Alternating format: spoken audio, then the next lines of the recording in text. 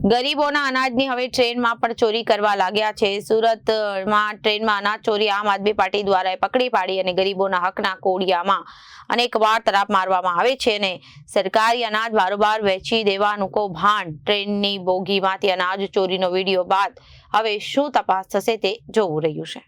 સુરતમાં ગરીબોના અનાજની હવે ટ્રેનમાં પણ ચોરી કરવા લાગ્યા છે। સુરત ટ્રેનમાં અનાજ ચોરી આમ આદમી પાર્ટી દ્વારા પકડી પાડી ગરીબોના હકના કોડિયામાં અનેકવાર તરાપ મારવામાં આવે અને સરકારી અનાજ બારોબાર વેચી દેવાનું કૌભાંડ। ટ્રેનની બોગીમાંથી અનાજ ચોરીનો વિડીયો બાદ શું તપાસ થશે તે જોવું રહ્યું છે।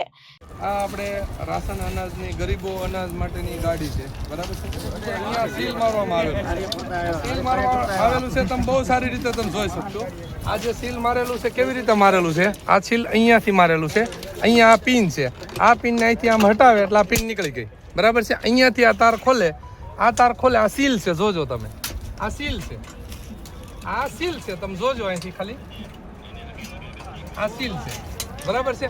આ સીલ છે, આ અહીંયાથી આમ ખુલી જાય, આ ખુલી ગયું, આ ખુલી ગયું, જો